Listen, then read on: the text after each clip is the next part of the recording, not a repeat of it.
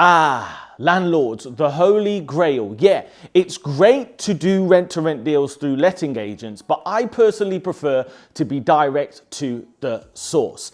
However, it's not easy because rent-to-rent is not for everyone, and you need to become skilled at how to overcome the objections and get the right property owners, landlords, on board. Simon here, rent-to-rent specialist and mentor. I've done over 60 rent-to-rent deals for myself, and I work with people just like you to help fast-track your rent-to-rent journey. We've got over 400 videos on this channel now, absolutely free. I've got my Rent to Rent 2.0 best-selling book. You'll see a link to that below. So if that sounds good, if you want more rent-to-rent content, hit the subscribe button and stay tuned for weekly content. So, landlords, all right, not easy, but if you can get them on board, I promise you, you're going to have the smoothest rent-to-rent experience, and you're going to be able to really control the asset and handpick the right type of properties and owners. So on this video, I want to share with you 5 key things to consider, 5 key strategies that you can implement today. So the first thing is, it's very tempting as rent-to-renters to focus on our selfish goals, all right? We want to focus on the type of properties we want, the type of cash flow we want, when we want to break even on the property, whether we want to pay a deposit, how much rent-free period we want.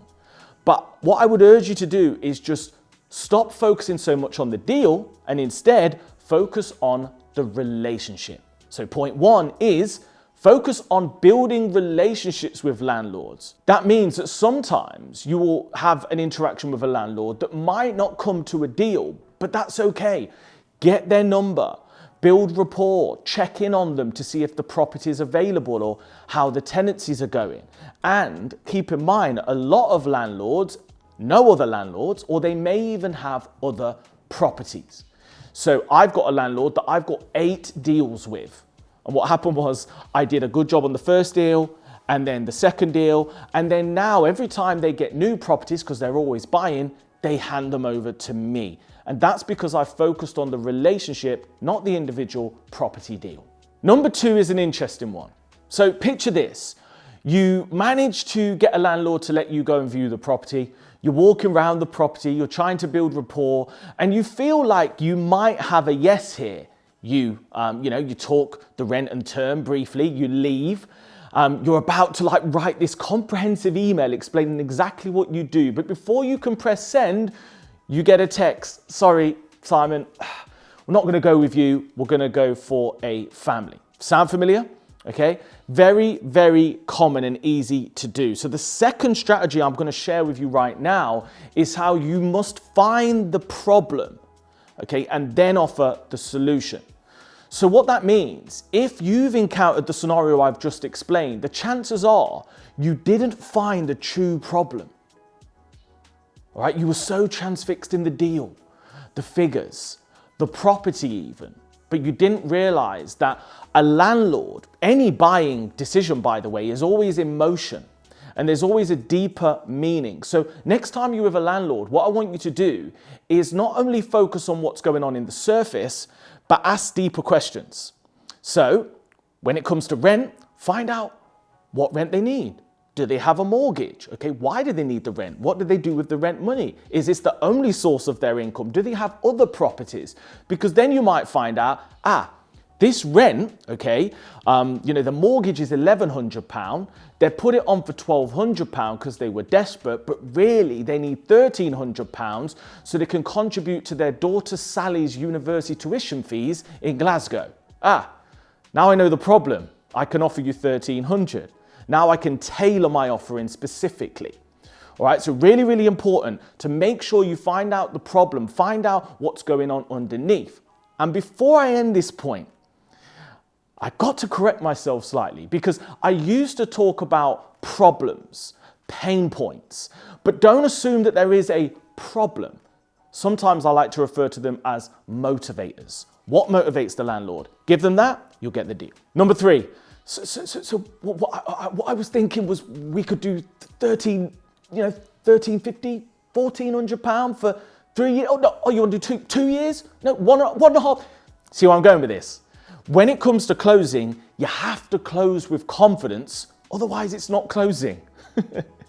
And the way you do that is, in the first instance, what you want to do is you want to say something along the lines of this. So, hey, Mrs. Landlord, what did you say the rent was? £1,300. That's no problem. We can do that. And what sort of term would you like? Well, what sort of terms do you have? Well, how does 3 years sound? 3 years sounds great. Okay then. So we can do £1,300 for 3 years. Do you want to move forward? Yeah. That's closing with confidence. Whenever you get an objection at this point, such as, well, we'll consider it. Send us more information. Well, we've got a few more viewings that we're doing this afternoon. Do not accept it. Because send me more information is code for you ain't getting the deal. We want to view some more properties is code for it's not happening. Think about it romantically, all right? You meet the love of your life. You ain't dating people the next day, or you shouldn't be. So what I want you to do at this point, and it's really, really important, is I want you to say, what kind of information would you need to move forward? Well, maybe like some landlord referrals, maybe just confirmation of your company, maybe a breakdown on how it's going to happen. Okay, anything else? Then you can give them that. And if somebody says, we're just going to consider it, a great line I like to use is, well, what would it take, all right, for us to move forward right now? Because they might say, offer us 1,400 and it's all yours. Last but not least, all right, you've got to deliver. It's all right going around talking about guaranteeing rent, take on all the management and maintenance, but then you've got to deliver, otherwise it doesn't mean anything.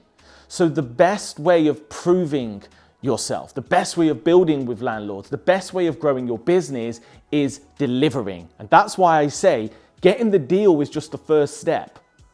The real work starts then, because that's when you need to put in the work, you need to do what you say you're going to do, you need to deliver, and then you can scale your business. Thank you so much for watching. I really, really hope you got some value. If you just implement one of these key strategies, I promise you, you're gonna get deals. And good news, if you want even more information like this, as well as my story of how I started with just a few grand to scale a 7-figure rent-to-rent business, go ahead and grab my book, RenttoRent 2.0, The Art of Cash Flowing Property You Don't Own. It's out now. I will post a link in the description and I'll see you next time.